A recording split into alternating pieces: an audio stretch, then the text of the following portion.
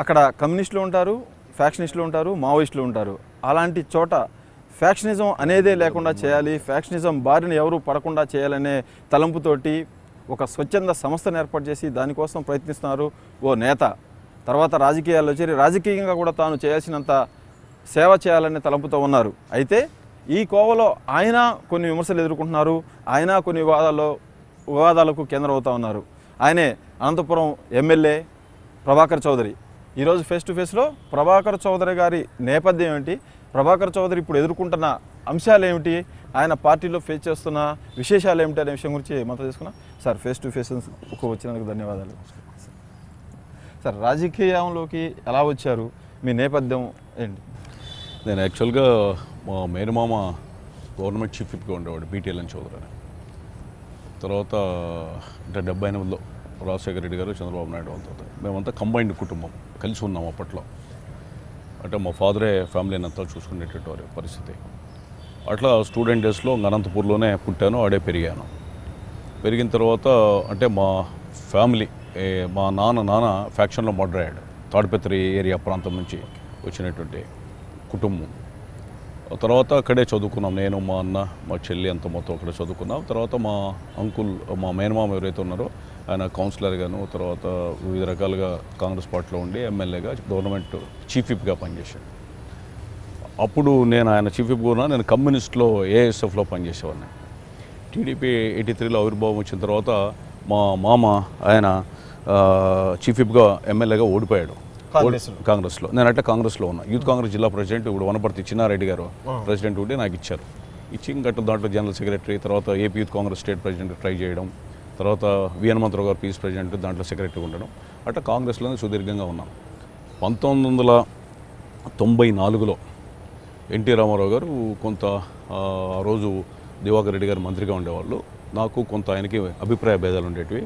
దాని మూలాన ఆయన లెక్చరర్ వెంకటేశ్వర గారితో ఆహ్వానిస్తే రమ్మంటే నేను వెళ్ళాను. వెళ్ళి ఆయనతో కొంచెం మాట్లాడిన తర్వాత ఎందుకో ఇన్స్పైర్ అయ్యి ఆ రోజు వేలాది మందితో మన ఎన్టీ రామారావు గారి ఇంటి దగ్గరే ఆ రోజు మనం జూబ్లీహిల్స్లోనే ఆయన జాయిన్ కావడం జరిగింది. ఎంపీ సీటు విషయంలో కూడా మీకు చివరిదాకా టీడీపీలో కూడా మారినట్టుంది. 2014 ఎలక్షన్లో ఎంపీగా పోటీ చేసిన మీరు చివరి నిమిషంలో అనంతపురం ఎమ్మెల్యేగా వచ్చినట్టున్నారు దివాకర్ రెడ్డి వల్ల. పార్టీ అధినేత ఆయన ఆనాటి పరిస్థితులు, తర్వాత రాజకీయ విశ్లేషణ అన్నీ ఆలోచించాడు. పార్లమెంట్కి దివాకర్ రెడ్డి గారు ఉంటే బాగుంటుంది అనుకున్నారు. అసెంబ్లీకి నన్ను నేను నన్ను అభ్యర్థిగా ఖరారు చేయాలనుకున్నారు. దాని మూలన నాకు అవకాశం ఇట్లా ఇచ్చారు. నేను దాంతో అధినేత మాట ప్రకారం వెళ్ళారా, మీరు రాజీ పడ్డారు? అధినేత ఏం చెప్తే అది విన్నాం. అంటే వచ్చిన అవకాశాలన్నీ చేజారిపోతున్నాయి. ఎప్పటికైనా కూడా మనం రాజీ పడకపోతే తప్పదని పరిస్థితిలో మీరు వ్యతిరేకించే, మీకు నచ్చని దివాకర్ రెడ్డి కోసం సీటు వదులుకున్నారు. నేను ముఖ్యమంత్రిగా చంద్రబాబు నాయుడు గారు పార్లమెంట్ అభ్యర్థిగా ఆయన ఉంటే బాగుంటుందనే అభిప్రాయానికి వచ్చినట్టున్నాడు. అంటే సామాజిక సమతుల్యతలు కానీ పలు రకాల కారణాల వల్ల ఆ రోజు పరిస్థితుల్లో పార్టీ ఎన్నిక కావాలా. సో శాసనసభకు నేనైతేనే అక్కడ అనంతపూర్లో అర్బన్లో పనికి వస్తానని, అవసరమని, గెలుపుకి ఏమైనా సునాయాసంగా ఉంటుందని చెప్పి నిర్ణయం తీసుకున్నట్టుంది. పార్టీ అధినేత ఏ నిర్ణయం తీసుకుంటే ఆ నిర్ణయాన్ని కట్టుబడి ఉండాలి. కాబట్టి ఆయన లాస్ట్ ఆఖరి నిమిషంలో నాకు టికెట్ అనౌన్స్ చేశారు. చేసిన తర్వాత కంటెస్ట్ చేశాను, ప్రజలు ఆదరించారు. తర్వాత చంద్రబాబు నాయుడు కూడా పలు రకాలుగా, అంటే ఆయనంతూ నాకు మా గెలుపు కోసం పార్టీ పరంగా ప్రయత్నం చేశారు. అట్లా గెలవడం జరిగింది. అంటే 89లో ఎమ్మెల్యే కావాలి మీరు అనుకున్నట్టు జరిగి ఉంటే ఆ రోజు మీకు ఆ కాంగ్రెస్ పార్టీలో చెన్నారెడ్డి గారు అడ్డుపడపోతే, ఇప్పుడు 2014లో ఎమ్మెల్యే అయ్యారు. ఎలా ఉంది సార్? అప్పుడు ఏదైతే చేద్దాం అనుకున్నారో ఇప్పుడు అలాగే చేయగలుగుతున్నారా?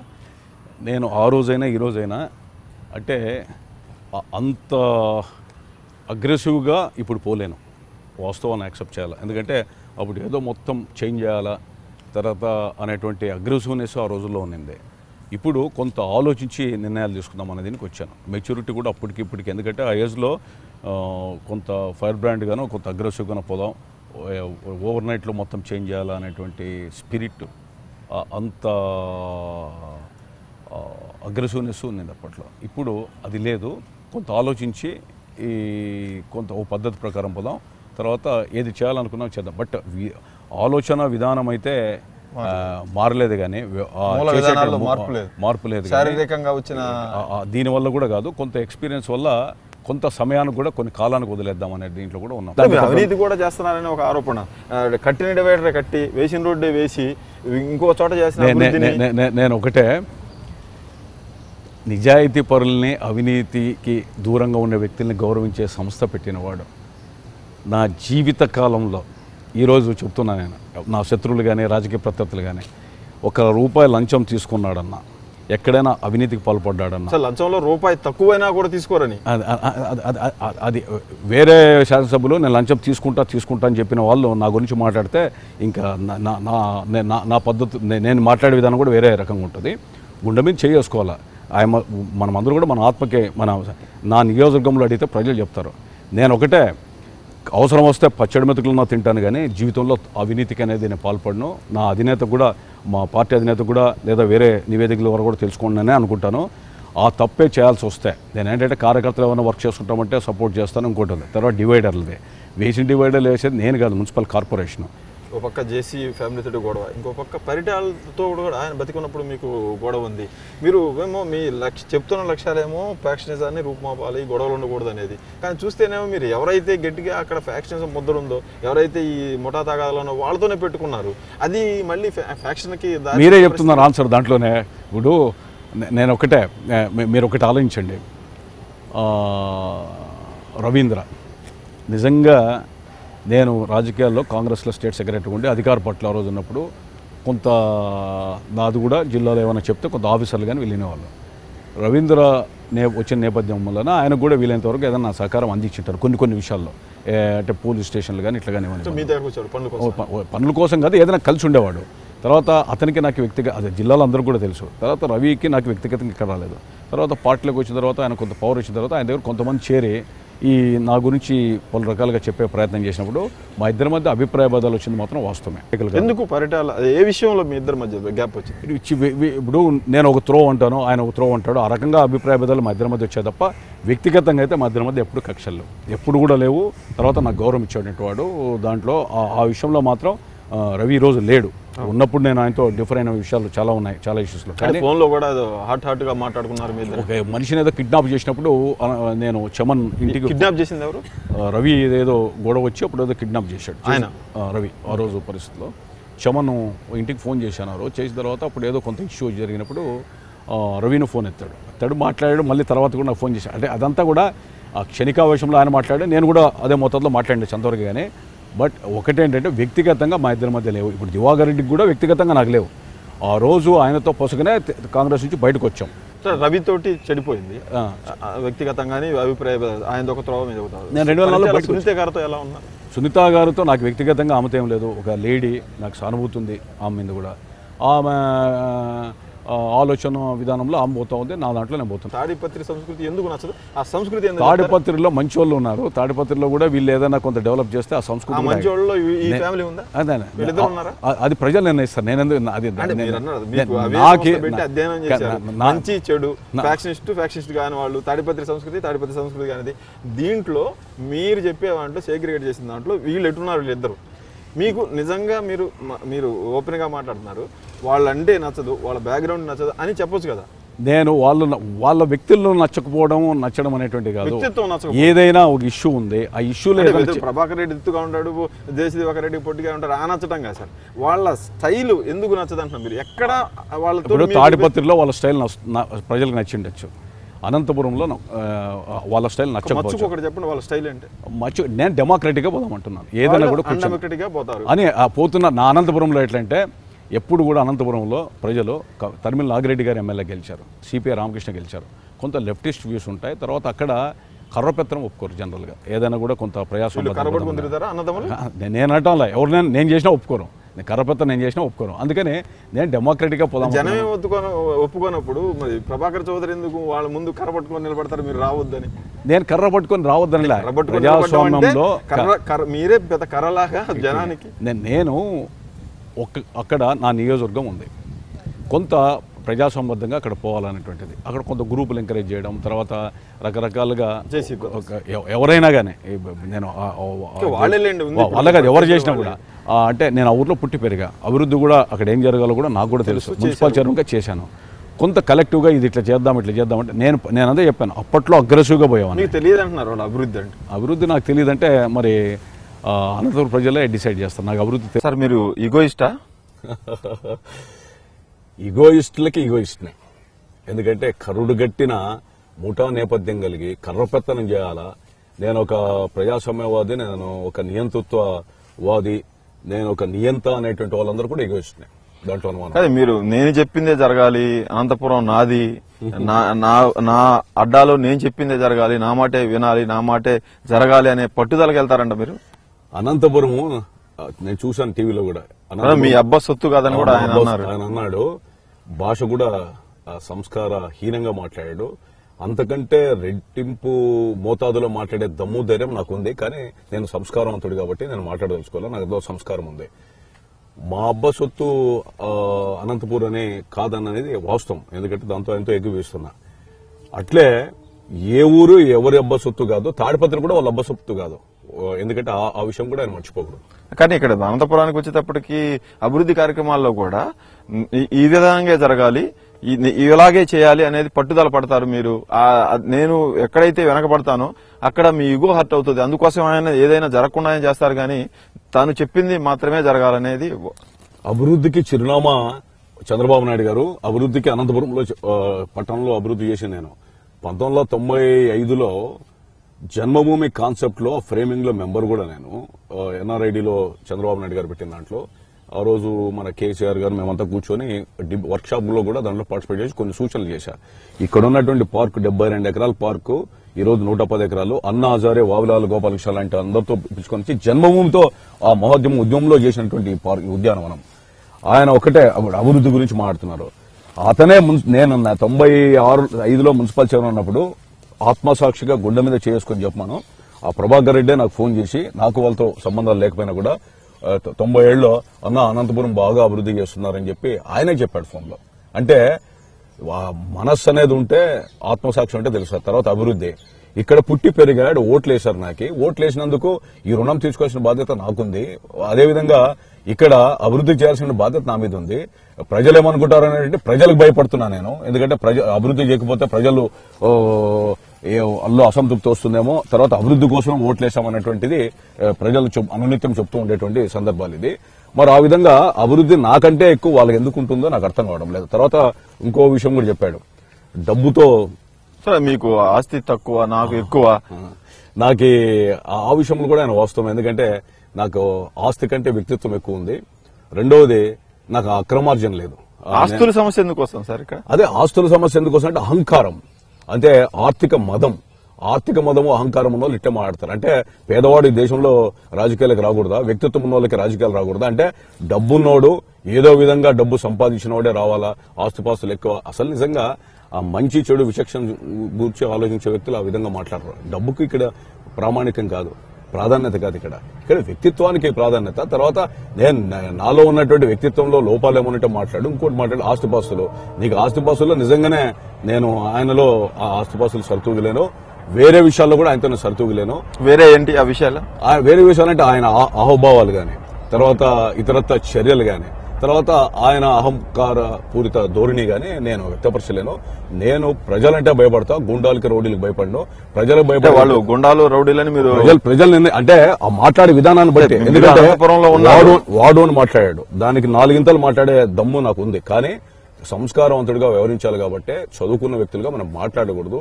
అందులో భాగంగానే నా మౌనంగా ఉంటున్నా. అంటే ఆ అహం అనేది మా వాడే ఆ భాష ప్రయోగంలో తెలుసు. ఎందుకు ఇంత గ్యాప్ వచ్చింది? మీరు కలిసి పోటీ చేశారు, ఒకే పార్టీలో ఉన్నారు, కలిసి తిరుగుతున్నారు, కానీ ఇక్కడికి వచ్చేటప్పటికి వాళ్ళు మొత్తం మీ సీటే రానియమని చెప్పే పరిస్థితి ఉన్నారు. మీరు సిట్టింగ్ ఎమ్మెల్యేగా ఉన్నారు, మీరు సీనియర్ నాయకుడు. సహజంగా అయితే మీరు చూసింటారు ఏ పార్టీలో కూడా ఇలాంటి సవాళ్లు అయితే ఉండవు. ఏదైనా అండర్గ్రౌండ్ లో అంతర్గతంగా ప్రయత్నాలు చేసుకుంటారు, ఒకరి మీద ఒకరు దెబ్బలు తీయడానికి. ఆయన ఏకంగా మీడియా ముందు మా ఇంటర్వ్యూలో చెప్పారు, అవసరం అయితే ప్రభాకర్ రెడ్డికి అనంతపురంలో సీట్ రాకుండా చేస్తా ఉన్నారు. మీరు కూడా చూసి ఉంటారు ఆ ఇంటర్వ్యూలో. ప్రభాకర్ చౌదరికి సీట్ రాకుండా చేస్తా అన్నాడు. ఆయన పార్టీ, ఆయన ఏమైనా తెలుగుదేశం పార్టీ అధినేతనా లేదా చంద్రబాబు నాయుడు గారు ఈయనకు చెప్పారా? అంటే ఈ పార్టీలో వీళ్ళ పెత్తనం ఏంటి? పార్టీలో మేమంతా క్రమశిక్షణ కలిగిన కార్యకర్తలుగా, ప్రజాప్రతినిధులుగా పనిచేయాలా? 5 సీట్లనే చెప్పినట్లు. అవునవును, మీకు సీటు రానితో పాటు 5 సీట్లు అడుగుతాం. 5 సీట్లనే దయచేసి ఆయన 5గా చెప్పాల్సిందే. 14 సీట్లు నియోజకవర్గాల్లో పెట్టుకోమనండి. జిల్లాలో ఉన్నాయండి, 14 జిల్లాలో ఉండేవి. ఇంకా పెరిగితే కూడా అవి కూడా తీసుకోమనండి. ముఖ్యమంత్రి గారు 2 ఎంపీలు కూడా తీసుకోమనండి. ముఖ్యమంత్రి గారు అనుమతిస్తే, ఆయన హైకమాండ్ నిర్ణయిస్తే మాకు ఎవరికి అభ్యంతరం లేదు. కానీ ఈయన హైకమాండ్ ఉన్నట్టు, ఈయనేదో రాజ్యాంగేతర శక్తిగా ఉన్నట్టు, మానవాతీతమైన వ్యక్తిగా ఉన్నట్టు ఈ విధమైనటువంటి మాట్లాడేది. ఎందుకు వాళ్ళకి అంత కాన్ఫిడెన్స్ వచ్చింది? ఎన్ని సీట్లని తీసుకోగలుగుతాము, సిట్టింగ్ ఎమ్మెల్యేకి సీటు రానియమని చెప్పే అంత కాన్ఫిడెన్స్ గానీ అంత ఓవర్ వాళ్ళకి ఎందుకు వచ్చింది? ఆర్థిక మదం, అహంకారం. అంటే టీడీపీలో డబ్బులు చూసి సీట్లు ఇస్తారా? చంద్రబాబు నేను ఒకటే మీకు మనవి చేస్తున్నా మీ ద్వారా, చంద్రబాబు నాయుడు గారు ఎప్పుడే గానీ డబ్బు విషయంలో గానీ డబ్బును చూసి ఇచ్చే పరిస్థితి ఎక్కడ కనపడలేదు. ఎందుకంటే చాలా మంది రాజ్యసభ సీట్లు పేదవాళ్ళు చంద్రబాబు నాయుడు గారు ఆధ్వర్యంలో గతంలో అయినటువంటి సందర్భాలు చూసాం. మన శాసనసభ ఎన్నికల్లో కూడా వ్యక్తిత్వాన్ని బట్టి గెలిచే వ్యక్తులకు ఇచ్చాడు గానీ సామాజిక కోణాలు కూడా చూశాడు. ఒక చోట గెలిచే వాళ్ళు వీళ్ళే గెలుస్తారంటే దానికి ప్రాధాన్యత చేశారు. కానీ డబ్బుకు ప్రాధాన్యత ఇచ్చే వాళ్ళు, డబ్బుకు ఇచ్చేటువంటి సంస్కృతి కాంగ్రెస్ పార్టీ సంస్కృతి. మీరు డబ్బుకు ప్రాధాన్యత టీడీపీ అని చెప్తా ఉన్నారు. కానీ మీకు 4 కోట్లు ఇచ్చామని బహిరంగానే జేసీ దివాకర్ రెడ్డి చెప్పిన పరిస్థితి. ఎవ్వరు దయాభిక్షతోనో ఎవరితో డబ్బు తీసుకునే హీన స్థితిలో నేను లేను. నాకు దేవుడు భగవంతుడు ఇచ్చాడు, నాకు వ్యాపారాలు ఉన్నాయి. రెండవది, నేను 5 ఎన్నికలు చేశా. ఈ ఎన్నికతో పార్లమెంట్ కంటెస్ట్ చేశాను, ఇండిపెండెంట్ గా ఎమ్మెల్యే కంటెస్ట్ చేశా, 99లో ఎమ్మెల్యే కంటెస్ట్ చేశా, మున్సిపల్ చైర్మన్ డైరెక్ట్ ఎలక్షన్ లో కంటెస్ట్ చేశా, మొన్న కంటెస్ట్ చేశా. ప్రభాకర్ రెడ్డి చూసిన ఎలక్షన్ 2 ఎలక్షన్లే, అంతకుముందు మున్సిపల్ చైర్మన్ ఎలక్షన్ ఇదే. నేను ఇండిపెండెంట్ కూడా కంటెస్ట్ చేసి 25,000 ఓట్లు వచ్చినవాడు. పార్లమెంట్ కంటెస్ట్ చేస్తే నేను తెలుగుదేశం పార్టీ సైకిల్ గుర్తు మీద కాకుండా పార్లమెంట్ కంటెస్ట్ చేస్తే 1,00,000 ఓట్లు వచ్చాయి లోక్సభలో. అంటే డబ్బుకి 5 ఎన్నికలు చేసినోడు ఎవరో దయాభిక్ష మీద నేను పడే అవసరం లేదు. ఎలక్షన్లప్పుడు కొంత డబ్బు సర్దుబాటు చేశామనేది వాళ్ళు చెప్తా ఉంది. ఎవరికి నాకు ఇచ్చారా? నేను అడిగానా? అసలు ఆ ఎలక్షన్ డబ్బుల గురించి మాట్లాడేంత నీతిబాహ్యమైనటువంటి చర్య అనేది, నీతిబాహ్యమైనటువంటి విధానం అనేది ఏది ఉండదు. ఎవరికి ఇచ్చావో, ఏం చేసావో, లేకపోతే ఇంకా ఏమన్నా కావాలంటే రైటింగ్ లో ఎలక్షన్ కమిషన్ కూడా పెట్టుకోమనండి. ఎంత పెట్టాడో లోక్సభలో, లేకపోతే అసెంబ్లీకి ఎంత ఇచ్చానో, లేదా ఎవిడెన్స్ వస్తుంటే పెట్టమనండి. నేను అంత కుసంస్కారంగా మాట్లాడలేను. నాకెందుకు ఇస్తాడు? నేను వాళ్ళ దయాభిక్ష మీద నేను బతకాల్సిన అవసరం నాకే. ఒక ఆప్షన్ కూడా మీకు ఇచ్చారు. మీ అనంతపురంలో మీకు సీట్ వచ్చి మళ్ళీ వాళ్ళు ఆపినా కూడా ఆకుంటే అయి ఉండొచ్చు, సీట్ వచ్చి టీడీపీ గెలవడానికి మీరు అవసరం అనుకుంటే మిమ్మల్ని గెలిపిస్తారంట వాళ్ళు. ఆ ఊరికి ఈ ఊరు ఎంత దూరమో ఈ ఊరికి ఆ ఊరు అంతే దూరం. ఇక్కడ నా ఎన్నికల్లో నువ్వు వ్యతిరేకం చేస్తానంటే తాడిపత్రిలో కూడా అదే పరిస్థితి ఉత్పన్నమవుతుంది. దాంట్లో తాడిపత్రిలో కూడా మీకు వర్గం ఉందా? ఉందో లేదో కాలం నిర్ణయిస్తుంది. వర్గం కాదు. నేను పార్లమెంట్కి నిలబడితే 1,00,000 ఓట్లు వచ్చాయి ఈ లోక్సభ నియోజకవర్గంలో. ఏమే ఆ రోజు దివాకర్ రెడ్డి గారు కూడా కాంగ్రెస్ క్యాండిడేట్ కి ప్రయత్నం చేశాడు. తాడిపత్రిలో కూడా నాకు ఓట్లు వచ్చాయి అసెంబ్లీ నియోజకవర్గంలో. వ్యక్తిగతంగా తాడిపత్రి నియోజకవర్గంలో నాకు ఓట్లు ఉన్నాయో కూడా కాలం. మీరు వాళ్ళకి సీటు రాకుండా చేసే పరిస్థితి నేను అంత స్థాయి నాకు లేదు. ఎందుకంటే సీటు వచ్చితే మీరు తాడిపత్రిలో వాళ్ళ ఓడించే పరిస్థితికి పార్టీకి కట్టుబడినటువంటి క్రమశిక్షణ కలిగినటువంటి కార్యకర్తగా విధేయుడిగా చంద్రబాబు నాయుడుకు ఉంటాను. మీరు సీనియర్ నాయకులు, వాళ్ళు ఈ మధ్య వచ్చారు. పార్టీ రాజకీయంగా చూసి సీనియర్లు, పార్టీలో జూనియర్లే. వాళ్ళు ఇలాంటి సవాలు విసిరినప్పుడు దీన్ని మీరు సీరియస్ గా తీసుకుంటారా? లేదు. ఇంకోటి మాట మాట్లాడాడు, పార్టీ నుంచి బయట బొమ్మన్నారు అని కూడా. పార్టీలోకి రమ్మన్నప్పుడు పరిటాల సునీత తమ రాకను వ్యతిరేకించింది. అయినప్పటికీ చంద్రబాబు నాయుడు వాళ్ళు రావాలి, జేసీ బ్రదర్స్ ఎవరైతే వాళ్ళు రావడం ఇష్టం లేదో వాళ్ళు వెళ్ళిపోవచ్చు అని కూడా చెప్పారన్నారు. చంద్రబాబు నాయుడు గారు ఆ విధమైనటువంటి ఆలోచన ఎందుకుంటుంది? చంద్రబాబు నాయుడు కోసం, పార్టీ కోసం కష్టపడినటువంటి వ్యక్తులు ఎవరైనా ఉంటే వాళ్ళని సముదాయించి, లేదు పార్టీకి అవసరం అని చెప్పి సర్ది చెప్పింటాడే తప్ప మీరు బయటకు వెళ్ళండి దివాకర్ రెడ్డి ముఖ్యమని చెప్పి మీరు విన్నారు కదా ఇంటర్వ్యూలో చూశాను కాబట్టి చెప్తున్నా. అది అంటే వాళ్ళు ఏమైనా మాట్లాడతారు. అనేక సందర్భాల్లో చూశాం. ఎందుకు అహమో అసలు రాష్ట్రంలో ఎవరికి కూడా అంత అహంకారం. అనంతపురంలో మేము లేకపోతే గెలవలేరు, ఎవరికి ఏమి జరగదనే అభిప్రాయం ఆయన అన్నాడు. డబ్బుతోనే 2,000 ఓట్లు వచ్చిన వాళ్ళు డబ్బుతో గెలిచినట్లు ఆ 2,000 కూడా డబ్బు ప్రభావం. నాకు 9,400 అసెంబ్లీ నియోజకవర్గంలో మెజార్టీ వచ్చిందంటే డబ్బు ప్రభావం ఆయన ఒప్పుకున్నాడు కదా. తర్వాత ఒకప్పుడు నాకు 25,000 ఓట్లు ఇండిపెండెంట్ అభ్యర్థిగా అధికార పార్టీ మీద రెబల్ గా కంటెస్ట్ చేస్తూ కూడా ఓట్లు వచ్చాయి. లోక్సభలో 1,00,000 ఓట్లు వచ్చాయి. ఆ వాస్తవాలను గుర్తుపెట్టుకోవాలి. అంటే ఏదో వచ్చినంత మాత్రాన ఏదో పెద్ద ఆ రోజు పరిస్థితులు, తర్వాత ప్రజల్లో కూడా ప్రజా జీవితంలో ఉన్నటువంటి వ్యక్తులకి ప్రజలు చాలా చోట్ల సంబంధాలు ఉంటాయి, చాలా చోట్ల కూడా సానుభూతి పరులు ఉంటారు. ఆ విధమైనటువంటి అందరూ కూడా సమిష్టిగా పనిచేయాలి. కానీ నువ్వేదో తెలుగుదేశం పార్టీలోకి వచ్చి నేను వాళ్ళకి టికెట్ రాకొస్తా 5 అడుగుతా 14 తీసుకోండి ఎవరు వద్దన్నారు. పరిటాల సునీత వ్యతిరేకించారు. గతంలో చూస్తే మీరు కూడా వీళ్ళతో కొద్దిగా భేదాభిప్రాయాలు ఉన్నాయి, వాళ్ళ వ్యవహార శైలి మీకు నచ్చదు. మీరు చెప్పలేదప్పుడు చంద్రబాబుకి వీళ్ళు వద్దని? నేను మీకు మీ ద్వారా మనం చేసిందంటే చంద్రబాబు నాయుడు గారికి రాష్ట్ర విభజన తర్వాత రాష్ట్రాన్ని అభివృద్ధి చేసుకోవాలా, తర్వాత పలు రకాలమైనటువంటి సమస్యలు ఆయన ముందు ఉన్నాయి. అలాంటి పరిస్థితుల్లో ఇదంతా కూడా తలనొప్పి కాకూడదని చెప్పి కూడా నేను చాలా విషయాల్లో మౌనంగా ఉంటున్నా. అంతేగాని మాట్లాడే ధైర్యం లేక కాదు, లేకపోతే కనుక పిరికి పొందని కాదు. తర్వాత అనేక సందర్భాల్లో జిల్లా ప్రజలు బాగా తెలుసు, కరుడుగట్టినటువంటి వ్యక్తులు ఎవరైనా కూడా రోజు జులుం చెలాయిస్తే కూడా నేను వ్యతిరేకించినటువంటి వ్యక్తిని. ఇదే దివాకర్ రెడ్డి మంత్రిగా ఉన్నప్పుడు కూడా అనేక సందర్భాల్లో తప్పని చెప్పాం. తర్వాత ఫ్యాక్షనిజం పుస్తకంలో వీళ్ళ బాధ ఏంటంటే రాయలసీమ ఫ్యాక్షన్ మీద పుస్తకం రాశాను, సీడీ రాశాను. దాంట్లో తాడిపత్రి ఉదంతాలు కూడా అక్కడ పెట్టాను. ఇవన్నిటిని మనసులో పెట్టుకుని రకరకాలు మాట్లాడితే నేనేం చేయలేను. ఎందుకంటే నేనైతే ప్రజాస్వామ్యవాదిగా పోరాడతా, ప్రజాస్వామ్యబద్ధంగా వ్యవహరిస్తా. మీరు నియంత్రిత పోగొట్టులో చేస్తానంటే మాత్రం భరించేటువంటి ఓపిక ప్రజలకు లేదు. ఈ 27 నెలల్లో చూసుకుంటే అలాంటి కార్యక్రమాలు ఏమైనా వాళ్ళు చేస్తానే ఉన్నారు? ఇంకా ప్రజలు చెప్తారు, రేపు ఎన్నికలు ఇన్ని మాట్లాడుతున్నారు, ఓడలు బండ్లైనాయి, బండ్లు ఓడలైనాయి. రాజకీయాల్లో మహామహులు చూశాను, ఎంతో మంది విర్రవిగినటువంటి రాజులు చక్రవర్తులు పోయారు. కానీ మీరు కూడా విన్నారు, మా వల్లే గెలిచింది టీడీపీ. ఇక్కడ టీడీపీ గెలవడం అనంతపురంలో అసెంబ్లీ నియోజకవర్గంలో ఎంపీకి మెజార్టీ ఎంత ఉంది, ఎమ్మెల్యేకి మెజార్టీ ఎంత ఉందో కూడా దాన్ని వివరాలు తీసుకుంటే బాగుంటుంది. వాళ్ళ ఉపయోగం ఏమైనా ఉందా పార్టీకి? ఉండొచ్చు కొంతవరకు. ఇప్పుడు నా వల్ల పార్టీకి ఉపయోగం ఉంటుంది, నా వల్ల నష్టం ఉంటుంది. నష్టం ఎంత ఉపయోగం ఎంత అనేది పార్టీ డిసైడ్ చేసుకోవాలి, ప్రజలు డిసైడ్ చేస్తారు. అంటే ప్రజలు డిసైడ్ చేస్తారని చెప్తున్నారు. 27 నెలల పాలనలో ఆయన ఎంపీగా జేసీ దివాకర్ రెడ్డి, తాడిపత్రి ఎమ్మెల్యేగా జేసీ ప్రభాకర్ రెడ్డి, వాళ్ళిద్దరికి మైనస్ మార్కులు ఇస్తారా, ప్లస్ మార్కులు ఇస్తారా? అది ప్రజలు డిసైడ్ చేయాలా. నేను తర్వాత మా పార్టీ అధినేత డిసైడ్ చేస్తాడు. తర్వాత రేపు రాబోయే ఎన్నికలు సహచర ఎమ్మెల్యేగా ఎలా ఉంది వాళ్ళ గ్రాఫ్?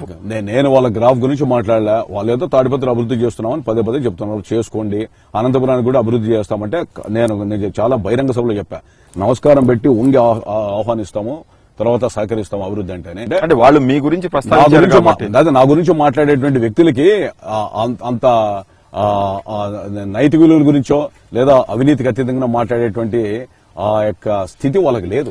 ఇది అంతా కూడా టీడీపీకి నష్టం చేయదా సార్? ఇంత సీనియర్ నాయకులు, మీ ముఖ్యమైన నాయకులు, జిల్లా హెడ్ క్వార్టర్ లో మీరున్నారు, వాళ్ళు తాడిపత్రి, ఒక ఎంపీ, మీ ముగ్గురు మధ్య, ఈ 2 కుటుంబాల మధ్య, లేకపోతే 2 వ్యక్తుల మధ్య, 2 నాయకుల మధ్య తలెత్తిన ఈ వ్యవహారం అంతా కూడా పార్టీకి నష్టం చేయదా? నేను ఒకటే తెలుస్తుంది, ఎవరికి అధికారం లేకపోతే, కొంతమంది అధికారం ఉంటే పుల్లులు సింహాలు, అధికారం లేకపోతే ఇంకా పిల్లులు.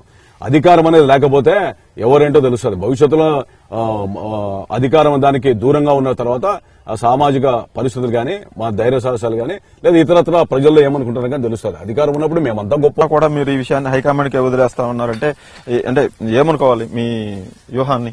నేను కాంగ్రెస్ పార్టీలో ఏదన్నా లేదా వేరే జాతీయ పార్టీలో ఉంటే దానికి రియాక్షన్ అయ్యేవాడిని. కారణం ఏంటంటే ఇది ఒక రీజనల్ పార్టీ.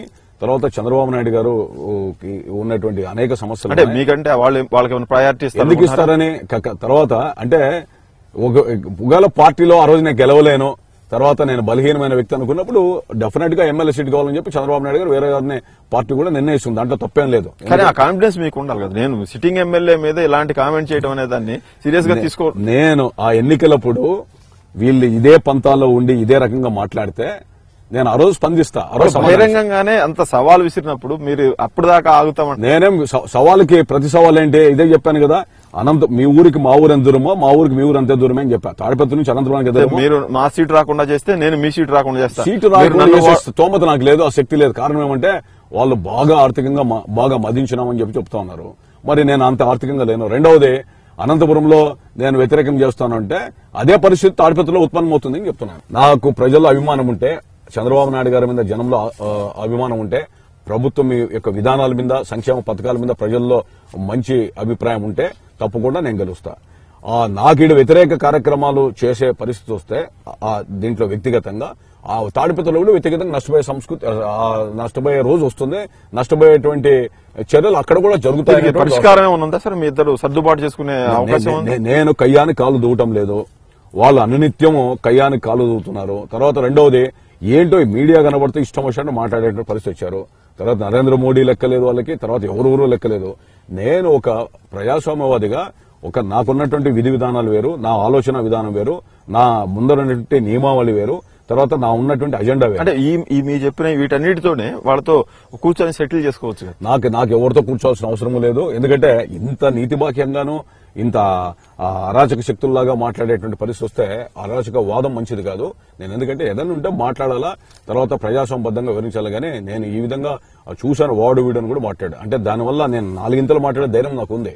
నేను పిరికివాని కాదు. ఎందుకంటే నేను యూత్ కాంగ్రెస్ లో ఉన్నప్పుడు కూడా నేను పోరాటం చేసిన వ్యక్తిని అరాచకాల మీద, అక్రమాల మీద. అంటే ఈ గ్యాప్ ఇలాగే కొనసాగుతుంది.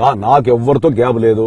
నేను అందరితో కూడా కలిసిపోయే పరిస్థితి వచ్చింది. మీరు జిల్లాలో చూడండి, ఈరోజు పల్లె రఘునాథ్ రెడ్డి గారు కానీ, కాలువ శ్రీనివాసులు గారు కానీ, పార్సారథి కానీ, ఇతర పయ్యావుల కేశవ్ కానీ, అందరు ఎమ్మెల్యేలతో కూడా జితేంద్ర గౌడ్, హనుమంతరాయ్ చౌదరి, వీరన్న గారు కానీ, సమంతమని అందరితో బాగా సయోధ్యతో ఉంటాను. జిల్లాలో నాతో ఉన్నంత సయోధ్యత ఎవరితో ఉండలేరు. మేమంతా కలిసి పనిచేస్తున్నాం.